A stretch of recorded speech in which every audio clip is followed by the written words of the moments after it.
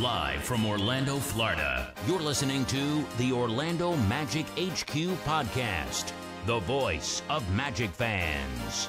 Join us every week for a unique fan perspective on all of the latest Magic news and updates. The show starts now. What's up, Magic fans? Welcome back to another episode of the Orlando Magic HQ podcast, brought to you by the Believe Podcast Network and Bet Online. We're your hosts, Al, myself, Anthony. Today is Friday, November 1st. We're recording this episode Halloween night, and breaking news coming out from Shams Charania. We had this whole agenda planned out for today, and that unfortunately got railroaded by the report where Shams report stating Orlando Magic superstar Paolo Banchero has been diagnosed with a torn right oblique and is sidelined indefinitely. Sources tell ESPN he will be reevaluated in 4 to 6 weeks, and return play will be based on how he responds to treatment. Brutal.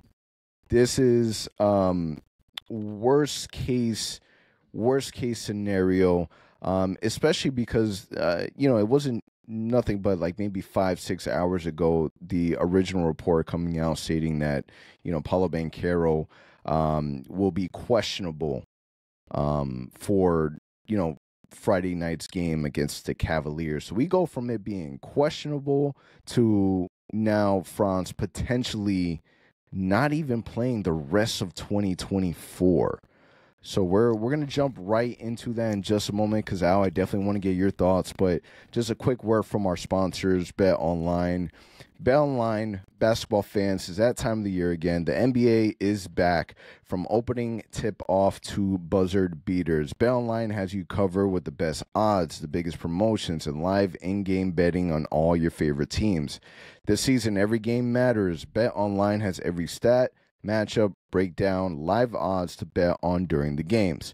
It's not just the NBA. BetOnline has odds on everything from football, Major League Baseball, playoffs, NHL to political props. Head to the website today to get in on the action with America's most trusted site for online wagering. BetOnline, the game starts here. Also, don't forget to check out our man Brandon Kravitz on In the Zone 5 days a week, talking about all the hottest sports topics in Orlando and beyond, live on 96.9 The Game and iHeartRadio. Also, if you're looking for more Magic coverage, if our podcast isn't enough and every other content that we have, Brandon has and will be hosting an extension of his show on game days. He calls it the pregame before the pregame, and it's an awesome show. It's In the Zone, Game Day Magic from 6 to 6:30 p.m. every weekday that the Magic play a game. And if that's not enough, catch bonus content, exclusive interviews about the Magic, sports betting, fantasy, and more on the Zoneheads podcast. Download and subscribe wherever you are listening to us. You you will also hear the Orlando Magic HQ report during that segment as well. So definitely check it out. Al, initial thoughts. Again, huge loss. You're looking at, if we're looking at 4 to 6 weeks minimum, you're talking about, 20, close to 21 games. That 6 week marks will take us down to the game on December 19th. If we're talking about 2024, we're talking about a total of 27 games in total. Magic now going on a 5-game road trip. After that 5-game road trip, we'll have a 5-game homestand. But, Al, initial thoughts. You hear the news, Paolo Banchero out 4 to 6 weeks minimum. What's the first thing that's going through your head? Man, I just tweeted this, but what a blow, man. You go from a historic 50-point game against the Pacers, a great win at home, all the momentum heading into the road. Unfortunately, we're dealing with France. That's been dealing with an illness, so he hasn't been able to play. As a result, we end up losing the game against the Bulls that we looked incredible in the first half. Paolo did amazing again, 31 points, finished the game. We almost won that game, should have won it. So today, as we're recording this episode, we should be 4-1. In my head, that is clear. We should be 4-1. Instead, we're 3-2. And then just about we're about to record our episode today, we hear the news that, hey, by the way, Paolo's now gone at least until mid-December. It seems like it'll be longer than that. Mark Stein just tweeted saying, at a minimum, 4 to 6 weeks. I did some digging on Google. It seems like it's definitely longer than that. So I did some basic math here, man. We're looking at about 27 games between now and January 1st. That's, again, assuming he misses 2 months. That's a fourth of the season. That's a solid amount of games that he'll be missing. You got to hope for the best at this point. Unfortunately, there's an ESPN game tonight against the Cavs. There's 2 TNT games in December that Paolo, at this point, seems like he's going to be missing. So it's a brutal, unfortunate news that we're getting here on Halloween night as we're recording this episode. Very unfortunate. Paolo was playing out of his mind. 50-point game, averaging 29 a game. Second amongst rankings right now for potential like MVP. If the season ended today, it was Jason Tatum and him. So like he's off to an incredible start. This makes it tough. We'll talk about it in a few minutes as to what this means for the season. But what about you? When you first saw the news, what is your immediate reactions? For me, honestly, man, I froze. Of course, I posted it on our social media accounts. But I froze. I'm like, all right, like, I don't believe this. Like, how do we just go from this guy hitting a potential game winner or a game tie in 3? Like, he played the whole game yesterday. How did he go from that to now being out almost 2 months? So what was your immediate reaction? I had every intentions of wearing a Halloween costume for this episode. The minute that I read that news, that went out the window. I lost all ganas to even put anything on, right? So, I mean, it's tough because, obviously I had a strong prediction of how many games in the Magic were going to win, man. I really thought that, the Magic were in a good position to, heavily excel their overall wins from last season. I was hoping for us to be in the 50s. That's out the window, right? To go that many games, the way that this team is constructed, unfortunately, we rely a lot on the offensive power of Paolo Banchero. The Magic have not been a good offensive team. With that being said, our offensive players who are supposed to help and contribute, they're struggling. KCP is a player that we were expecting. We're not expecting him to go out there and drop 25 points a game, but we're expecting for him to be lethal behind the 3-point line. He hasn't done that, right? Cole Anthony, another player, he just recently told one of the reporters, Jason Bede, and one of the other ones that he's been playing like dog crap. He knows that he's not playing well. He just had a DNP. And unfortunately, now these are the guys that we're going to rely on or need to rely on to help carry that load. Franz Wagner dealing with, his sickness. So if you got to chug a Dayquil. Like we need that immune system up and running. Drink some OJ, take some vitamins, say your prayers, because we need Franz Wagner now to carry that weight for us. And we're going to rely heavily on the Franz, the Wendells, the Jonathan Isaac, because now Jonathan Isaac, he should fill into that, empty Paolo Banchero role. Now, at the same time, the Magic, we're going to have to be really careful with that too, because we've been taking Jonathan Isaac easy. We've been holding his hand so far the beginning of the season, where he's missed out, sometimes dealing with some minor aches. So now you're kind of pushing him into the fold.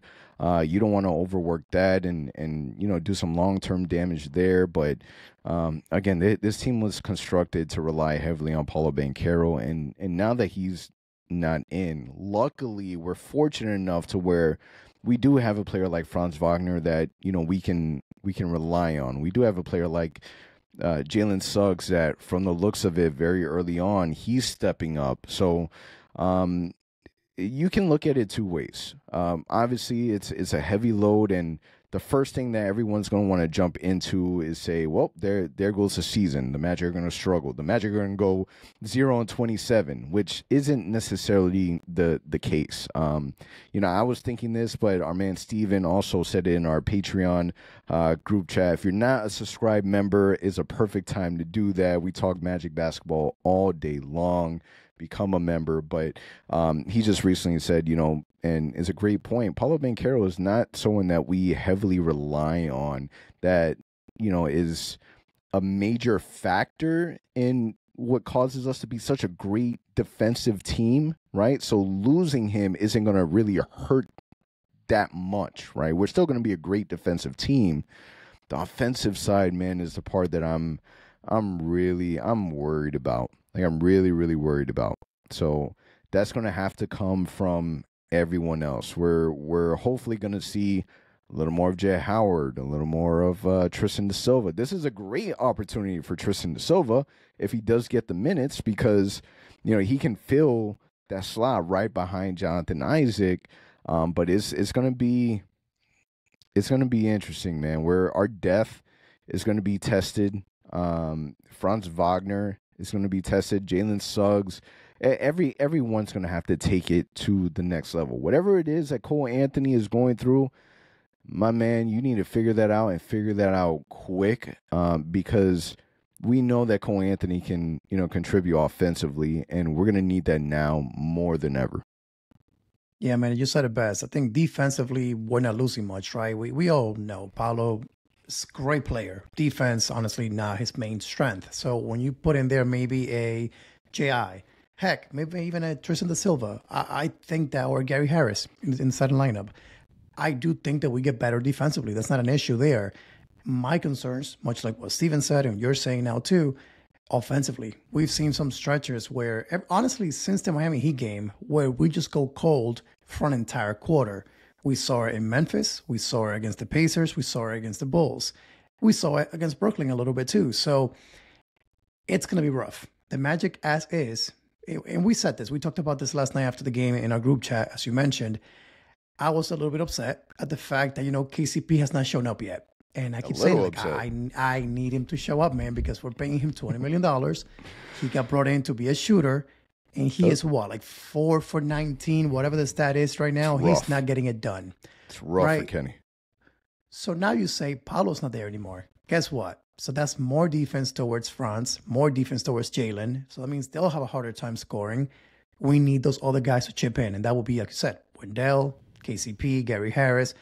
Great chance for Jay Howard to say, hey, guys, by the way, remember me? I like to score the ball.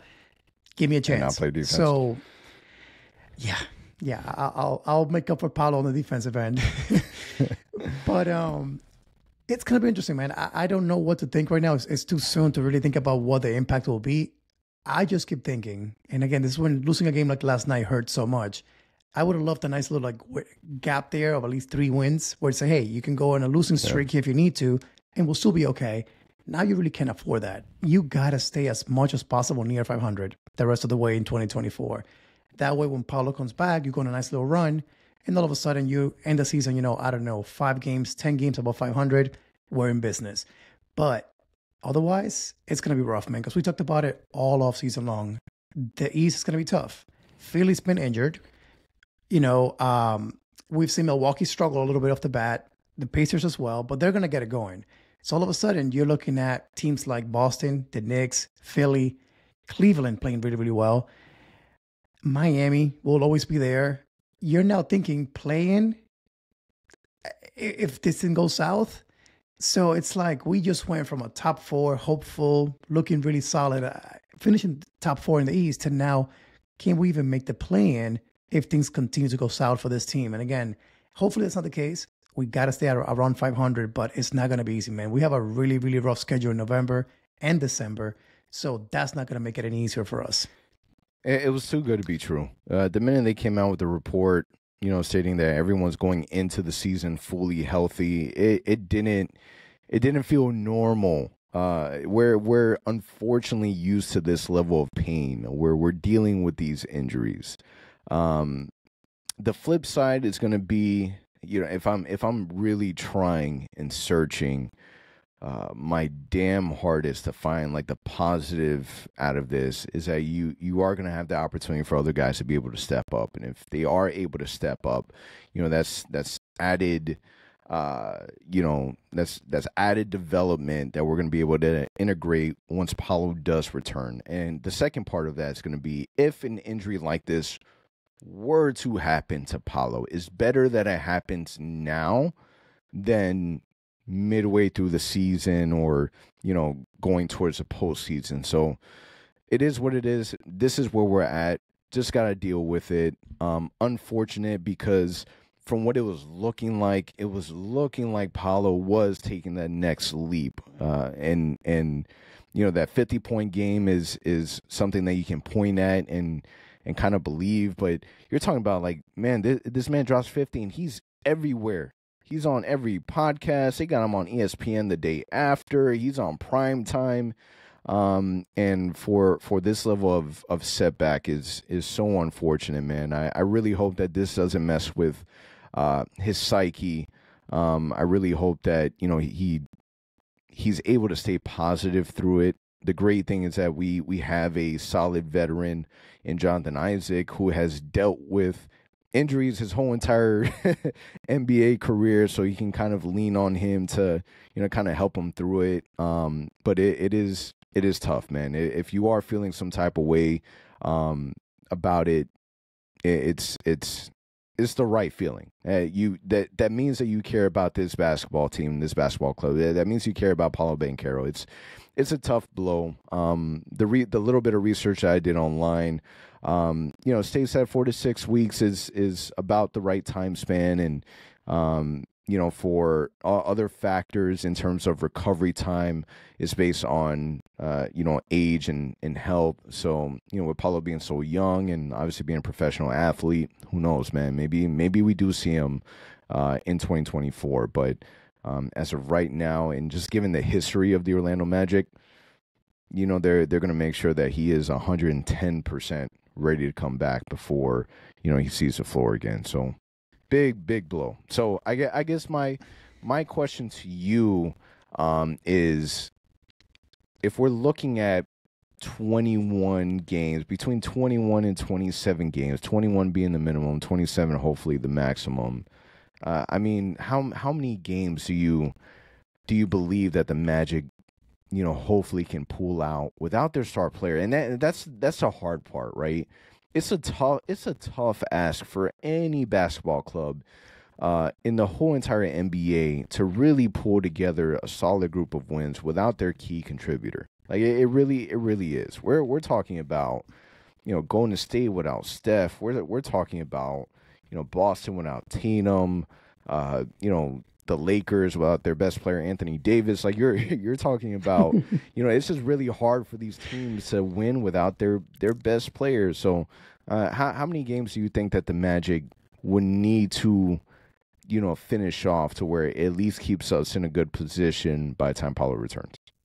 So assuming he's not going to be back until January 1st, that's 27 games. Ideally, you win 13 of those. Again, try to make it halfway. It's going to be hard. Oof. I wouldn't even mind if they only win 10, to be honest with you. Like, no, not 10. Let's say 12, 13, man. They have to, because otherwise you don't want to come back with this team, 5 games under 500 or worse. That would be a really rough 2025 to try to make a run to make the playoffs. You gotta try to survive. It's not gonna be easy.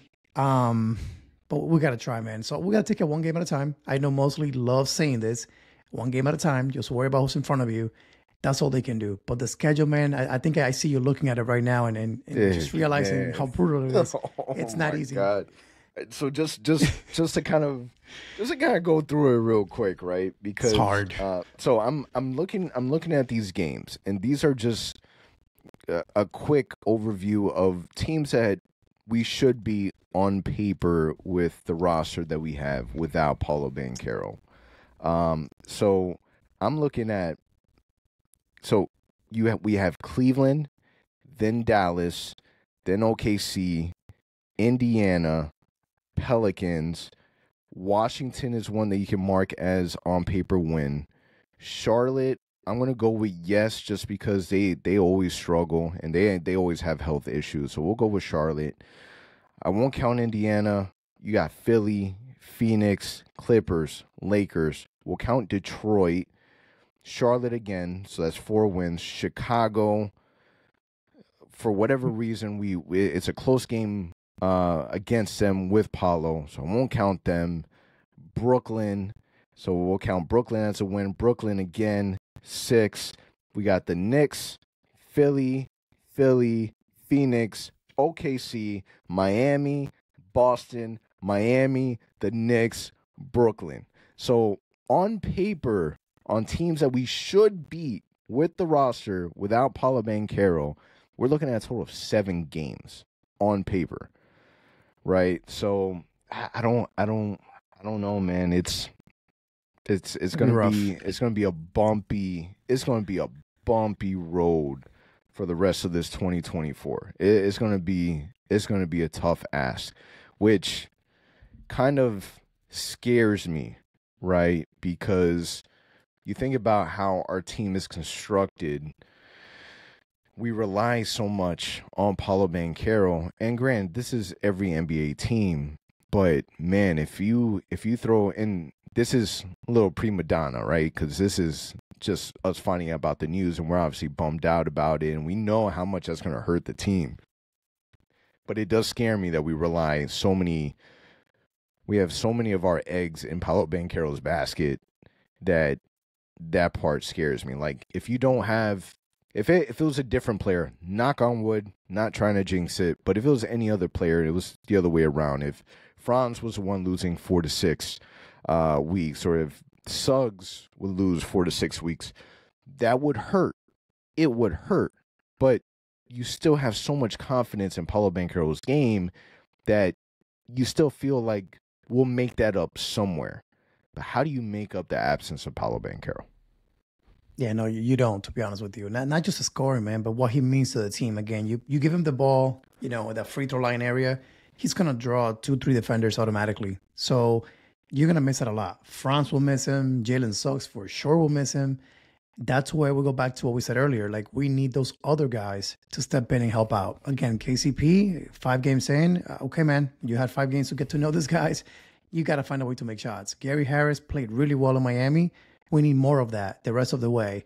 And then I was going to ask you next, like, so how do we fix this? So we know it's reality. It is what it is. We got to deal with it. We got a game tonight against Cleveland on ESPN. Who do you throw out there to replace him? Are you going to go with J.I., who we know for a fact we're still babying, and he's not going to play more than 25 minutes?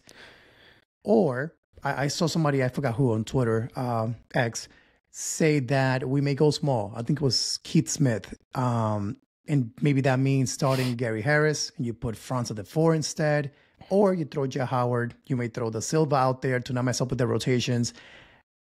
I am torn on that, so I'll let you go first. What do you think the Magic do to kind of cover for him for the next 2 months? I mean, you would have to, like, Jonathan Isaac would be the seamless transition, right? In my opinion. Like, I would love to be the fly in the room to hear what that conversation is like, and how Coach Mose would, address the team, because obviously that's the elephant in the room, right?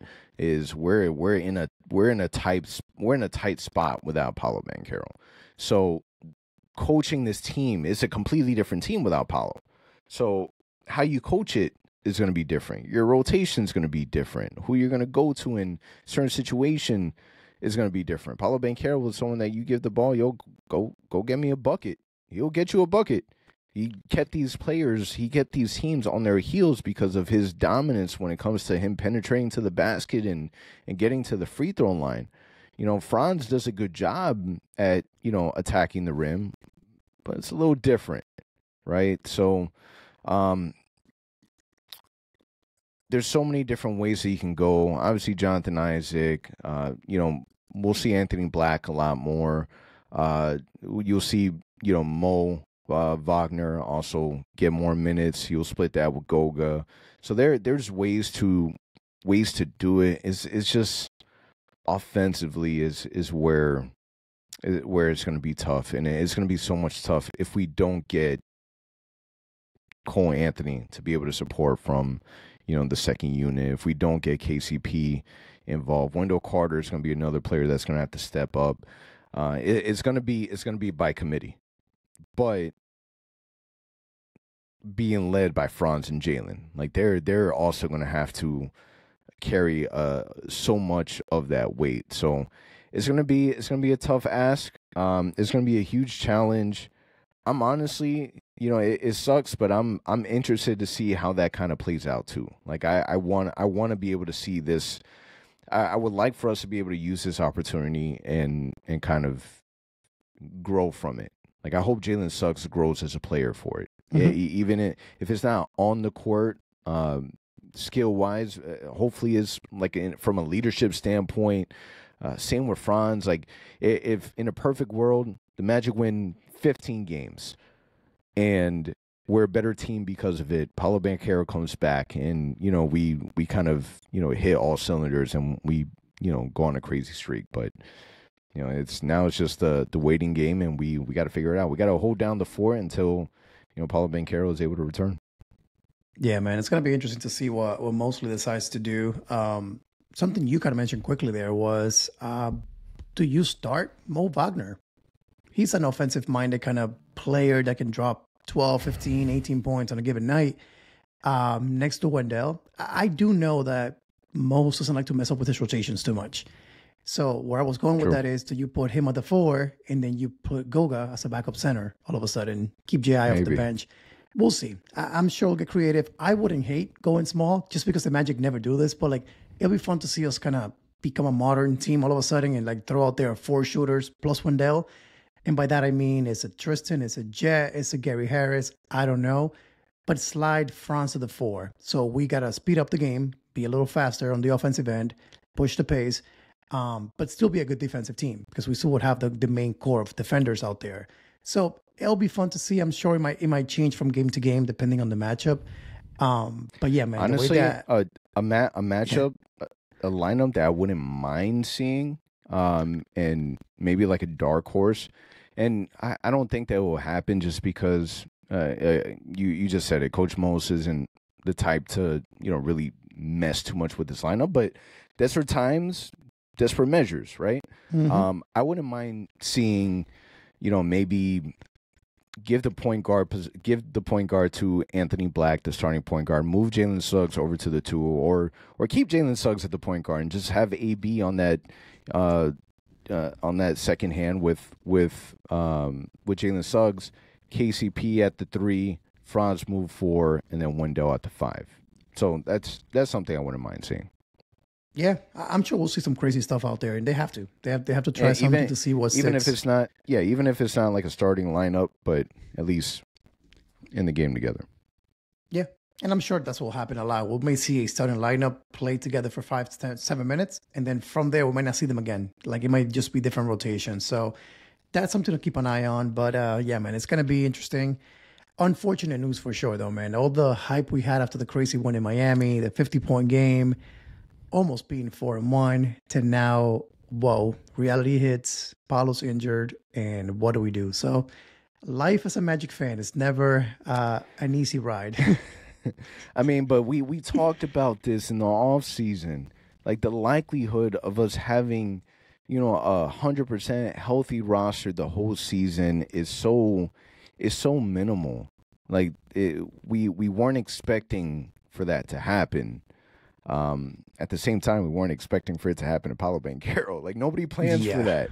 But listen, I'm not.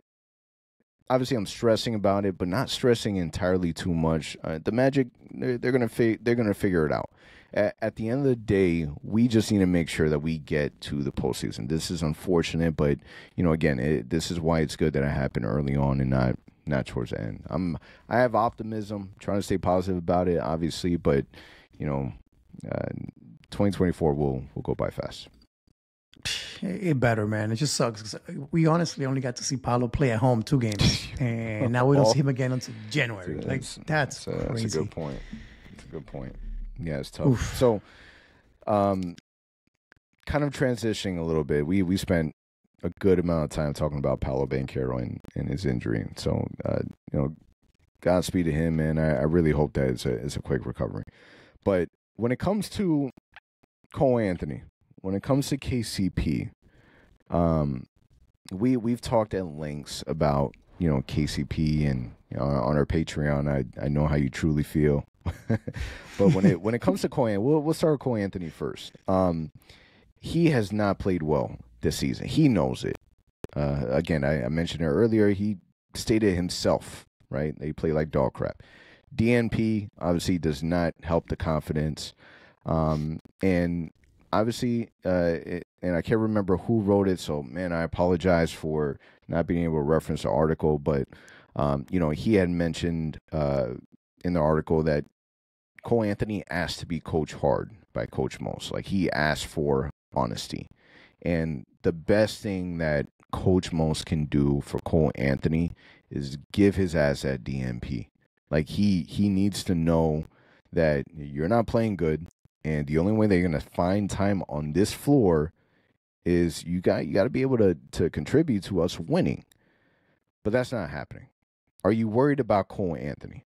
Cole Anthony is a player that we've looked to be, quote unquote, the heart and hustle of the team. That title has drastically been ripped away from Cole Anthony's hand, and Jalen Suggs kind of wears that belt, across his waist. But, Cole Anthony, are you worried? Do you feel like he can turn it around?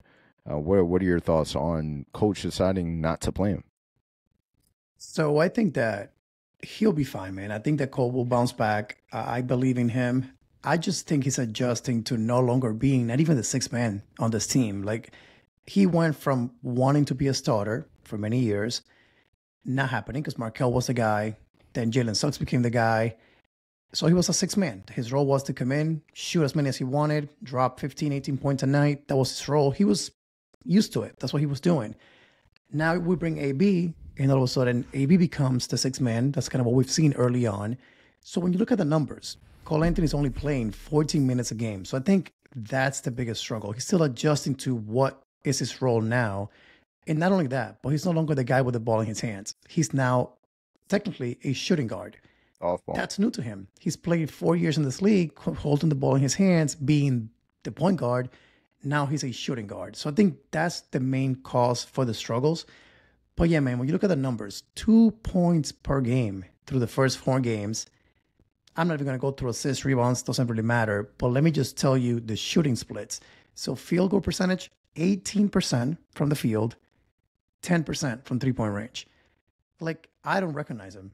I mean, watching him play, I don't know who this guy is right now. So I am glad that he wants to be coached hard. I am glad that he told Coach Mosley, hey, man, do what you need to do for the better of the team. And that's what Coach did. I'm glad that Jet got a chance because we all wanted to see that happen. But eventually, we do need Cole Anthony to be a contributor. We extended his contract. We want him here. He's a key member of this team. He's got to contribute. He will. And maybe now with Paolo out, he knows, hey, man, I got to step up and start dropping double digits again every night to have a chance to win. So I believe in him. He'll be fine. But he's got to bounce back quick, man, because otherwise, December, January comes around, and he's struggling to score the ball and be what he can do, which is offensively. He cannot play defense. We know that.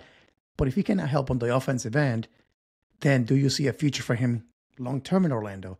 I don't. But I'm not going to worry about that yet. I think he'll bounce back. But what about you? What are your thoughts on his first 4 games, the DNP, and how things have gone with him early on? I mean, by definition standards, Cole Anthony is considered a vet now. This is year 5 for him. Career average 13.2 points a game. He went from playing 22 minutes a game to 14 minutes a game. So yeah, you're right. It's an adjustment. Now it also tells me that Coach Mose has been bringing Anthony Black in first off the bench since the beginning of the season. So there must have been something that he saw early on in training camp that something hasn't been clicking right. Unfortunately, it's kind of dragging through. I want Cole Anthony. Cole Anthony is such a big part of this team. I look at other player comparisons, right? And I look at, Cam Thomas as a player that, can mimic what Anthony Black or Cole Anthony should be. Who's the other guy on the Bulls that we just saw him? Kobe, what's his last name? Kobe White. Kobe White, another player, right? So Cole Anthony, especially his frame, his size, has always been a concern for me because the Magic have a style of basketball and identity, versatility, length, size, and Cole Anthony doesn't fit that mold. But what Cole Anthony lacks in physical attributes, he has in heart, man. We've seen that hustle from him.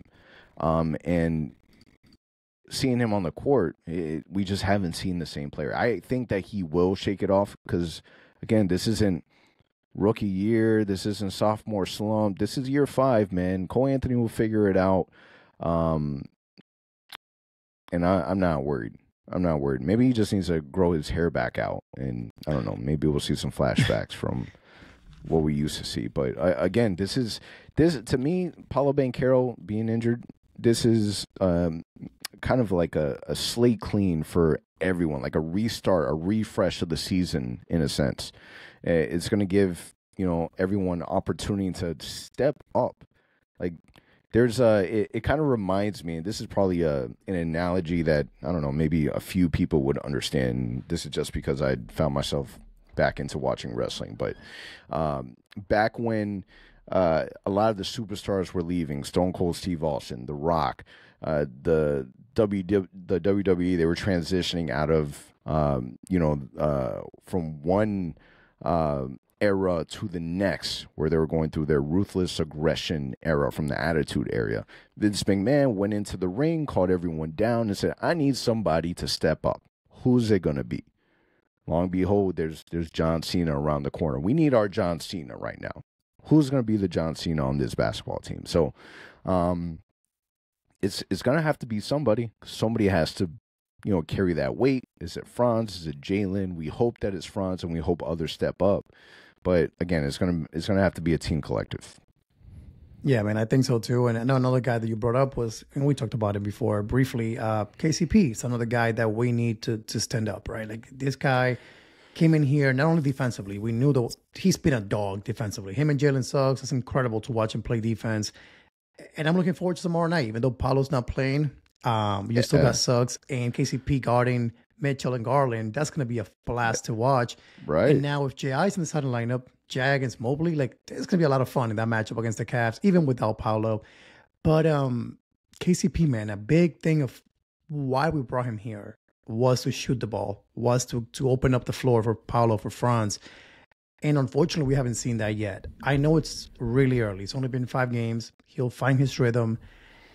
But what have you seen from him on the offensive end that's maybe a little bit concerning? Just because it's not just 3-point shots, right? Like he's actually only shooting 28% from the field. He's only averaging a career worst, I think, right now, 5.6 points per game while playing almost 30 minutes. So it's not like he's not getting the minutes. It's not like he's not shooting the ball.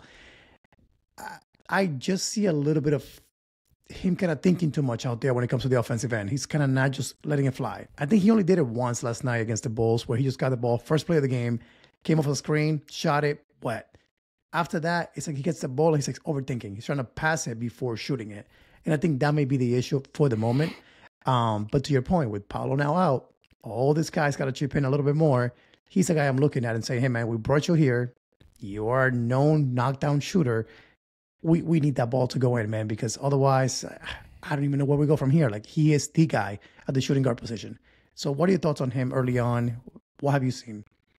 Yeah, I mean, listen, I can't tell you that I've seen enough KCP games for Washington, LA, Denver to really tell you, like, the difference. Like, we know the main highlights. He's a 3-and-D, right?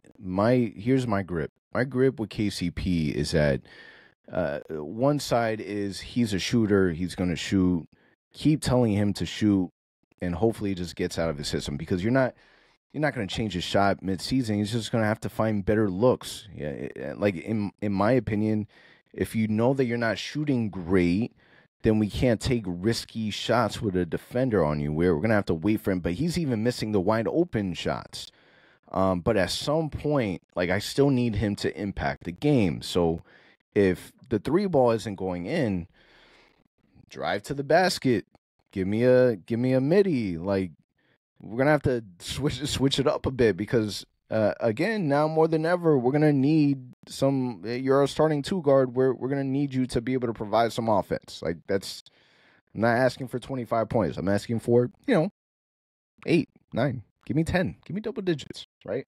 So I don't know. I would like to see him adjust his game on the fly if his shot isn't going in. But he's been struggling. Again, another vet who, statistically great stats from a percentage standpoint.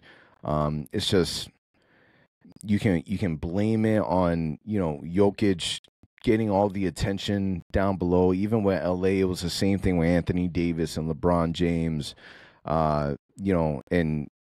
Denver had a very, very solid roster to where they're double teaming Jokic, but you also have Michael Porter Jr. off to the side, but you also have, Aaron Gordon that you have to deal with, and Jamal Murray. So I don't know. It's KCP is gonna have to figure it out. And if he can't figure it out behind the 3-point line, I'm gonna need you to shoot a little bit closer to the basket.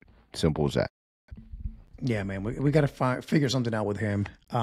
Just sucks because me and you actually, throughout last year, the trade deadline, throughout the offseason, I'm going to go there again because me and Steven were talking about this in our group chat. Like, hey, man, I wish the Magic would have gone after a more offensive-minded player where you can count on, for sure, 14 to 20 a night.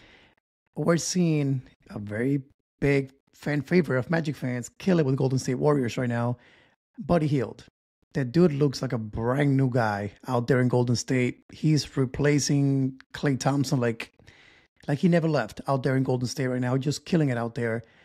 But that was my only concern with KCP when we signed him. And I think if we go back to our podcast when we recorded our reactions to it, that was my reaction. Like, I love the signing on paper. I love the defense that he brings. I love the shooting that he'll bring eventually.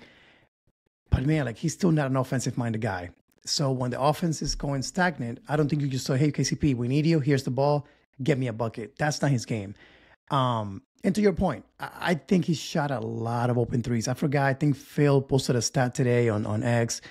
I think he's taking like 14 3-pointers completely wide open and only made like 2 of them. So it's not like he's taking tough shots. Like, he's missing just wide open shots right now. They'll start to fall eventually. But does a part of you wish the Magic either won? I like the signing. So we have him on our roster. KCP's our guy now. Not going to change that. But do you wish the Magic had gone after another vet instead of maybe a guy like Gary Harris or, I don't know, but brought in a guy like Buddy Hield that is just offensive power for sure off the bench? Or do we need that to take this team to the next level, a guy like that at some point? But what are your thoughts on that? I still think KCP was the right signing. Like, I'm not completely off of KCP. Like, we did not get what we paid for. I'll just say that we're not getting what we paid for. Like, we paid for someone to come into the house and clean it up, and we get home and there's still dust on the counter. And, it's just. I think eventually we will get there. I don't know why it's taking so much longer, but we're under 10 games into the season. Like, there's still so much time and opportunity for him to turn around. I still think KCP was the right way to go, and keeping Gary Harris also was the right way to go. It was the good decisions. It's just. It's unfortunate because it's like a never-ending tale of the Orlando Magic. It's on paper, great signing. Magic suck at shooting threes. We're bringing in a good 3-point shooter who, oh, by the way, is passionate and is very good at playing defense, was NBA all-defense. Like, you can't ask for a better match. It was a good match, right? I think that we just all need to be patient, but not a game goes by that somebody isn't hitting me up saying, dude, what is going on with KCP? Like, does he need to go back home to Denver to go pick up his shot and bring it back over? Like, what's going on? And everyone has the right concern because what we were marketed, right, is a player that was lethal behind the 3-point line. And whether or not he's lethal or not, like, you still have to respect him on the floor. Like, his his presence by himself stretches the floor.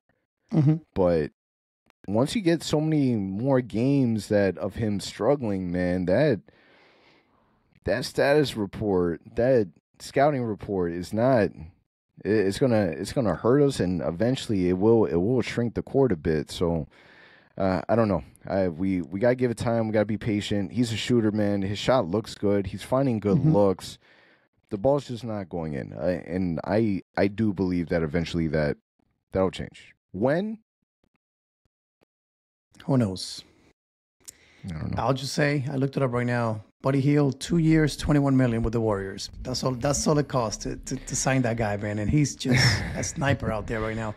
Again, I not KCP. I'm thinking more of a Gary Harris. Like, should you have made that move to say, hey man, let's bring a sniper, which we haven't had in Orlando in what? I don't even know. Last time we had a shooter that was a JJ Redick, maybe? Like a knockdown shooter. Yeah, but you bring in Gary Harris to back up KCP, so you upgrade your starting lineup, but you also upgrade your second unit. Gary Harris has good moments, but he's another player that he's not consistent, so you can't rely on him, unfortunately.